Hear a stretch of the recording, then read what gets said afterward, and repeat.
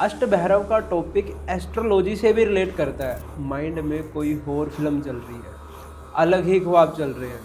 मैं ये कर दूंगा, मैं वो कर दूंगा, बड़ी बड़ी प्लानिंग्स, लेकिन बेस लेवल पे कुछ नहीं हो रहा होता। अगर भैरव की शक्तियों को जानना है तो मैं आपको राहु और केतु क्या है पहले उसके बारे में बताता हूँ। श्री कृष्ण जी ने पहले ही बता दिया था कि कलयुग में लोग मेंटली डिस्टर्ब होने वाले हैं, मतलब ज़्यादा मेंटली डिस्टर्ब होंगे। इसका कारण लोग मोस्टली मोबाइल को बताते हैं। बहुत से एस्ट्रोलॉजर से आपने सुना होगा कलयुग का किंग कौन? राहु। इसका सॉल्यूशन है और बिल्कुल सिंपल है, वो है भैरव। वो किसी भी धर्म या जाति का हो सकता है, चाहे वो हिंदू है, वो मुस्लिम है, वो सिख है, वो ईसाई है। ये जो भगवान को भी नहीं मानता है फिर भी भैरव उनके साथ रहते हैं। जो भीषण है, जो भयानक है और जिसे देखकर डर भी डर जाए, वो रूप जो इतना विकराल है कि उसे देखकर मौत भी घबरा जाए। आपका अपना पर्सनल बॉडीगार्ड जो दिखाई नहीं देता पर हर टाइम आपके साथ रहता है। अगर 60 साल बाद आपकी मौत लिखी है ना, तो आप 60 साल बाद ही मरोगे। चाहे 10 बार जिंदगी में एक्सीडेंट हो जाए, मरने नहीं देगा वो। ये जो 8वें नंबर के भैरव है, यही सबसे पावरफुल भैरव है। वो उस शहर की स्वयं रक्षा करते हैं। वहाँ यमराज हिसाब नहीं करते। वहाँ पे आपने सुना होगा कि मरने के बाद लोग चीता लेके जाते हैं। नमस्कार दोस्तों, वेलकम। आज हम एक ऐसे टॉपिक पे बात करने वाले हैं जो हम सब ने सुना है लेकिन समझा नहीं, और ये चीज़ हर एक इंसान से रिलेट करती है। आज का पॉडकास्ट सिंपल है। इस कलयुग के टाइम में अष्टभैरव को जानने का क्या फ़ायदा है और क्यों हम उनके बारे में बात करें। आज हमारे साथ है हरप्रीत जी। तो हरप्रीत जी, कैसे हैं आप? बहुत बढ़िया। बहुत अच्छा क्वेश्चन पूछा आपने। इसका जवाब मैं आपको एक क्वेश्चन पूछ के दूंगा। मैं कुछ पूछना चाहता हूँ आपसे। क्या आपको कभी बैठे बैठे बिना मतलब टेंशन होती है? एक अजीब सा डर लगता है जिसे आजकल हम एंग्जाइटी कहते हैं। हाँ, बिल्कुल। और कई बार आपने देखा होगा कि आपने माइंड में कोई और फिल्म चल रही है, अलग ही ख्वाब चल रहे हैं। मैं ये कर दूंगा, मैं वो कर दूंगा, बड़ी बड़ी प्लानिंग्स, लेकिन बेस लेवल पे कुछ नहीं हो रहा होता। बस मज़ा आ रहा होता है सोचने में, एकदम से कुछ करने का उबाला आ रहा होता है और कुछ टाइम बाद ठंडा, फिर वो चीज़ें करने का भूत उतर जाता है। फालतू की फ्यूचर की टेंशन। अगर कुछ कर रहे हो उसी में ही डाउट आ जाता है कि मैं ये कर रहा हूँ वो सही भी है या नहीं। ये तुम नहीं कर रहे, ये तुम्हारी बुद्धि के साथ खेला जा रहा है, ये कोई और खेल रहा है। तो क्या ये भैरव है? नहीं, वो तो तुमको अब इनसे आगे बचाएंगे। और एक इम्पोर्टेंट बात, अष्टभैरव का टॉपिक एस्ट्रोलॉजी से भी रिलेट करता है। अब मैं जो बात करने वाला हूँ उसको अभी के लिए एस्ट्रोलॉजी की नज़रों से मत देखना, क्योंकि मैं बाद में बात राहु केतु की करने वाला हूँ। अगर भैरव की शक्तियों को जानना है तो मैं आपको राहु और केतु क्या है पहले उसके बारे में बताता हूँ। मैं एस्ट्रोलॉजी नहीं पढ़ा रहा, ना बता रहा। मैं राहु और केतु और भैरव के कनेक्शन बता रहा हूँ। भैरव कितने पावरफुल हैं और आगे जाकर यही आपको इस कलयुग में हो रहे इल्यूजन से बचाएंगे। वर्ल्ड के 50-60% लोगों के साथ कंफ्यूजन, इरिटेशन और गुस्से का माहौल चल रहा है, और वो भी बिना मतलब के। उन्हें पता भी नहीं ये क्या हो रहा है, उन्हें ये सब नॉर्मल लगता है। और जैसे जैसे कलयुग और आगे बढ़ता जाएगा ये और ज़्यादा होगा। और गीता के अनुसार कलयुग में मानसिक समस्याओं का वर्णन किया गया है। श्री कृष्ण जी ने पहले ही बता दिया था कि कलयुग में लोग मेंटली डिस्टर्ब होने वाले हैं, मतलब ज़्यादा मेंटली डिस्टर्ब होंगे। इसका कारण मोस्टली मोबाइल को बताते हैं। है तो ऐसा, जबकि ऐसा नहीं है। तुम्हारे हाथ में जो फ़ोन है और उसकी एडिक्शन राहु की देन है। हर 5 मिनट बाद फ़ोन देखना, कहाँ है मेरा फ़ोन, कहाँ है मेरा फ़ोन, नहीं मिले तो तड़प जाते हैं लोग। ये सब माया जो क्रिएट करता है ये राहु है। ये तो बहुत इंटरेस्टिंग चीज़ बताई आपने, लेकिन ऐसा क्यों? और मतलब कलयुग में ही क्यों? नहीं, पिछले युग में इतना नहीं रहा होगा, मुश्किल से 5-6% ही रहा होगा। इसका मैं आगे और भी अच्छे से एक्सप्लेन करता हूँ कि क्यों ही 5% रहा होगा। इसका मेन कारण राहु और केतु है। ये दोनों ग्रह इंसान के दिमाग के साथ खेलते हैं। एक ताकतवर इंसान की बुद्धि घुमाकर उसको चूहे जैसा बना देते हैं। इतने डेंजर होते हैं राहु केतु, वो इंसान अपने अंदर की क्वालिटी ही भूल जाता है। ये इंसान को भान देते हैं, जैसे कि होपलेस कर देते हैं ना, ऐसे कि उसे कोई भी रास्ता नजर नहीं आता। इंसान हर टाइम टेंशन में और डरा डरा रहेगा, मतलब इनसिक्योर फील करेगा फ्यूचर को लेके कि हाय मेरा क्या होगा। ये इंसान की बुद्धि को नेगेटिव करते हैं, इल्यूजन क्रिएट करते हैं। इंसान करता कुछ है और हो कुछ हो रहा होता है। मतलब जो ये हम सोचते हैं ये हमारे कंट्रोल में नहीं है। कहते हैं ना, विनाश काले विपरीत बुद्धि। जब बुरा वक्त आता है तो डिसीजन गलत होने लगते हैं। कई बार लोग सुसाइड का सोचते हैं, क्राइम करने का सोचते हैं, चोरी करने का, खून करने का, ऐसे विचार आते हैं। जानवरों को मार के खाएंगे, लोगों पे अत्याचार करेंगे, बेईमानी आ जाएगी, पैसा पैसा ऐंठने की सोचेंगे। ये सब राहु केतु की माया है।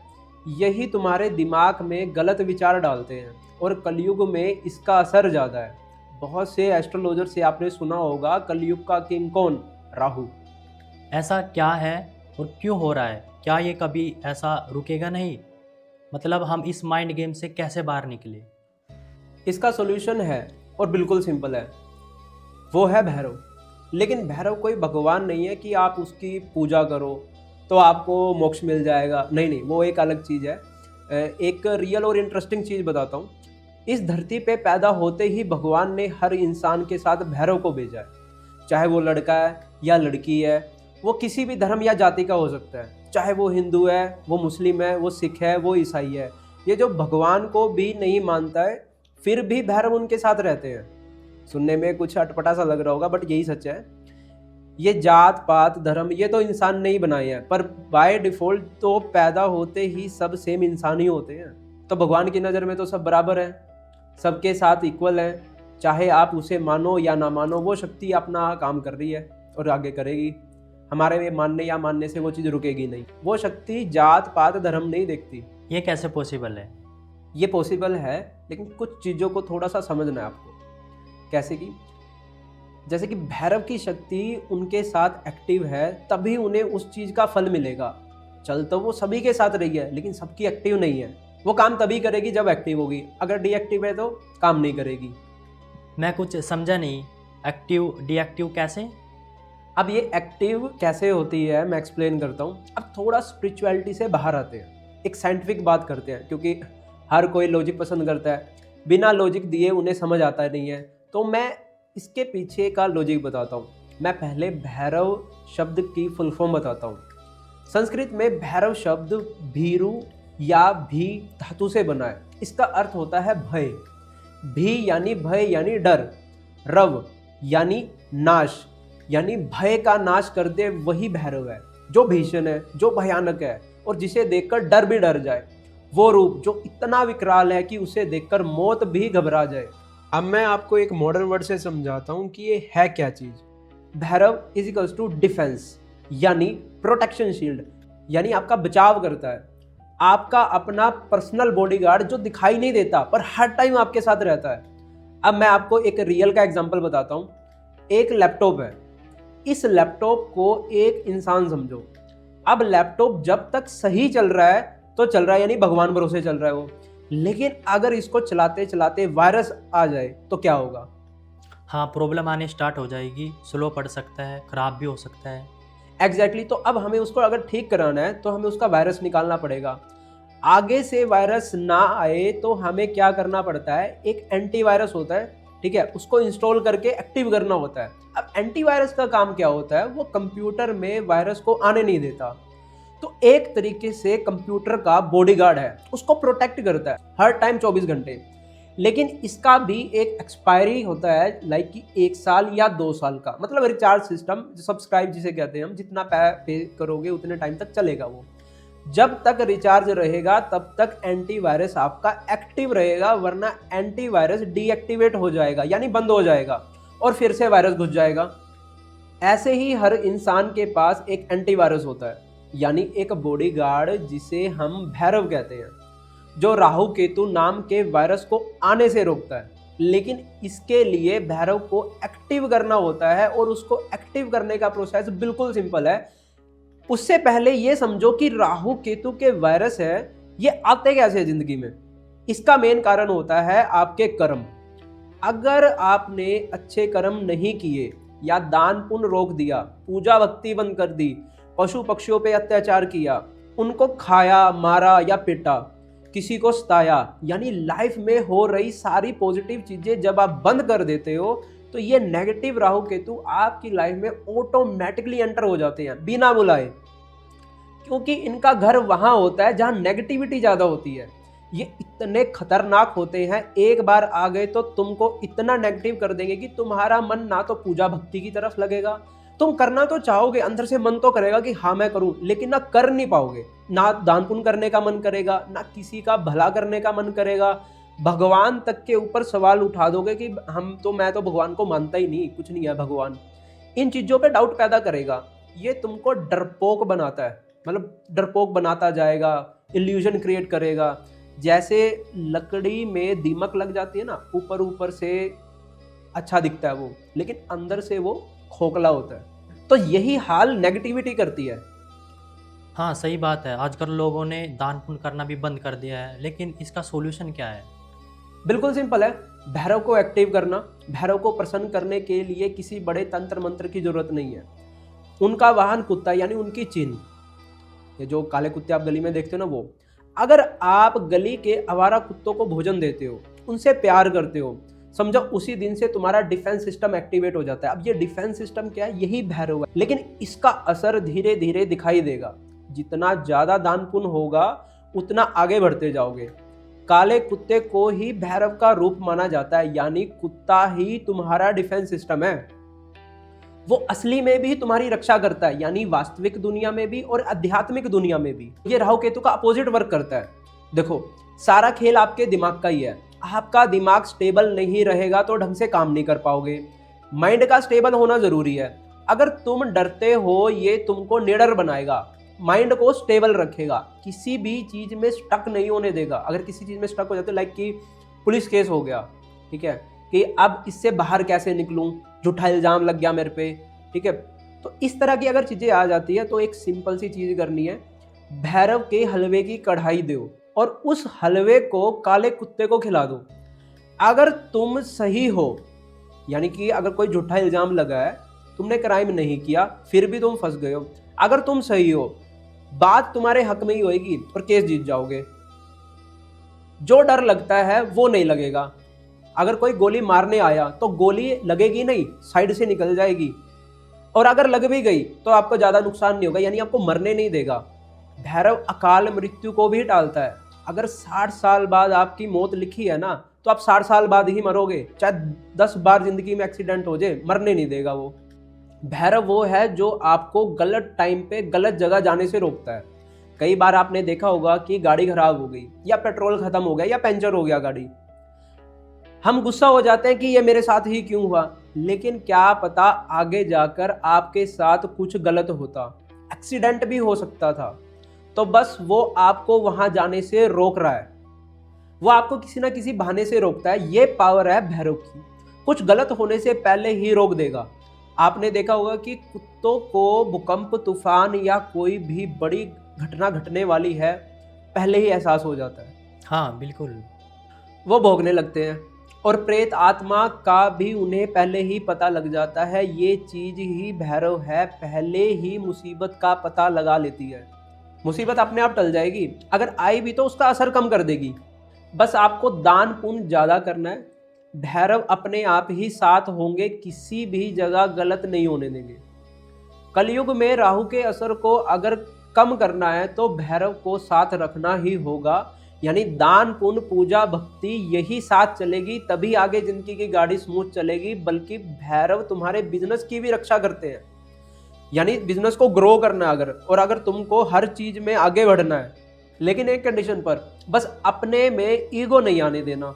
अगर भैरव की कृपा से आगे बढ़े और तुम में ईगो आ गया तो भैरव की शक्ति उल्टी पड़ जाएगी और राजा से रंग बनने में देर नहीं लगेगी, पटक्के मारेगा वो नीचे। और हाँ, सबसे इंपॉर्टेंट बात, इस चीज को हल्के में मत लेना। अगर तुमने किसी कुत्ते को मारा पिटा, या पालतू हो या गली का, तो समझो तुम्हारे दरवाजे पे मुसीबत ने दस्तक दे दी। बस मुसीबत आने वाली है, उसका इंतजार करो। अब ये नहीं पता कि तुम्हारा एक्सीडेंट होगा, कहीं ना कहीं से अपने आप ही पुलिस केस हो जाएगा, या दिमाग फिर जाएगा, यानी अच्छी सोच गलत हो जाएगी, गलत डिसीजन लेने लग जाओगे, जिस वजह से तुम्हें अब परेशानी होगी, या आने वाले परिवार के बच्चों पे भी बाधा आ सकती है। ये तो पत्थर की लकीर है, कुछ ना कुछ होगा।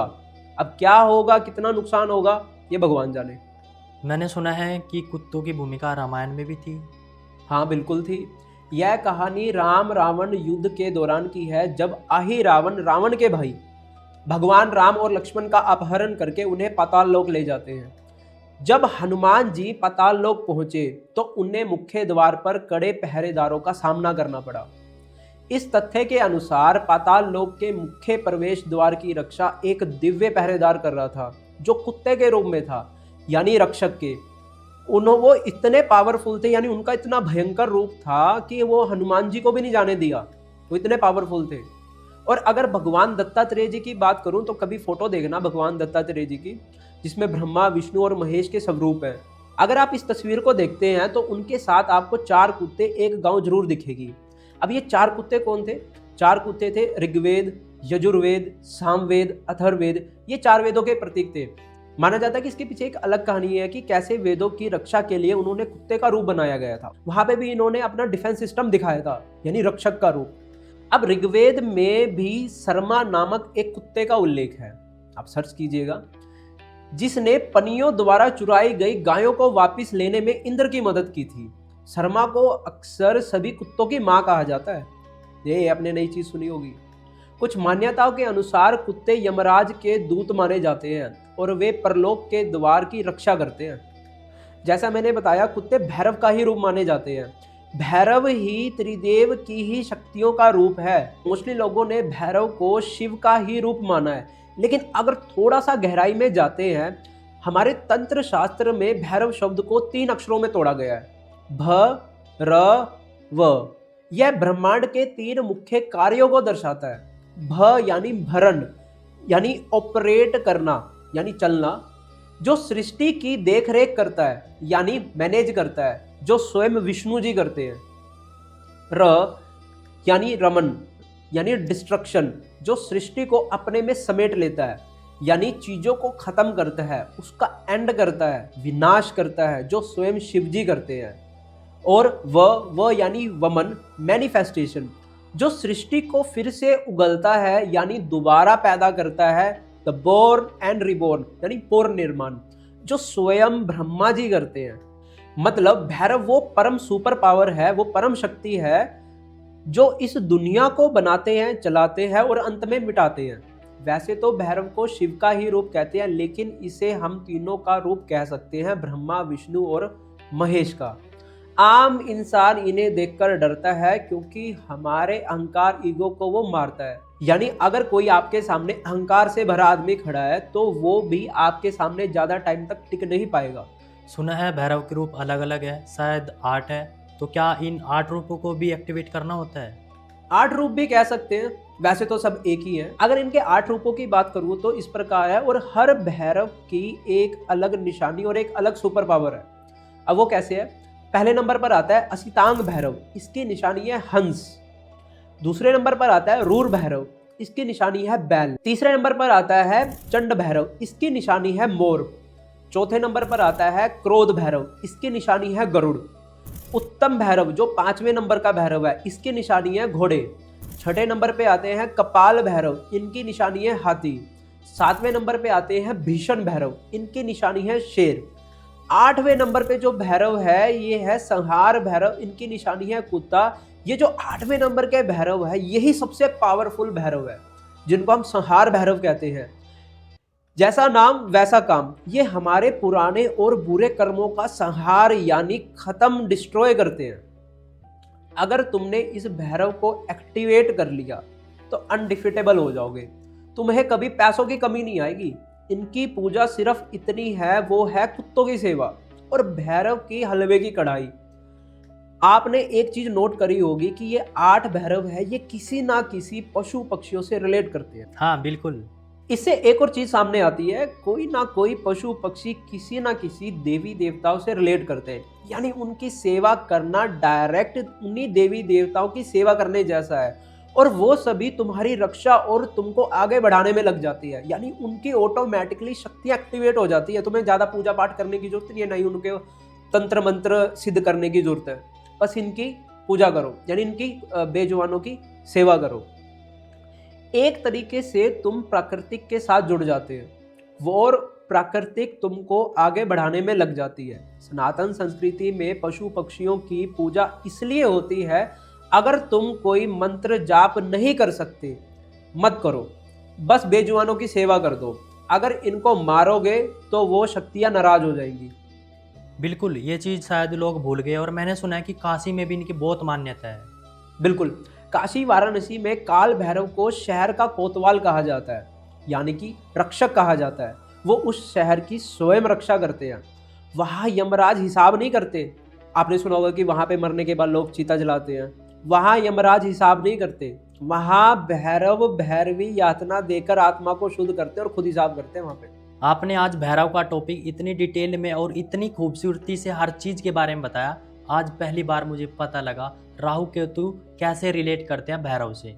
दोस्तों याद रखिए, आपका डिफेंस सिस्टम आपके हाथ में है। सेवा कीजिए, निडर रहिए और मस्त रहिए। हर हर महादेव।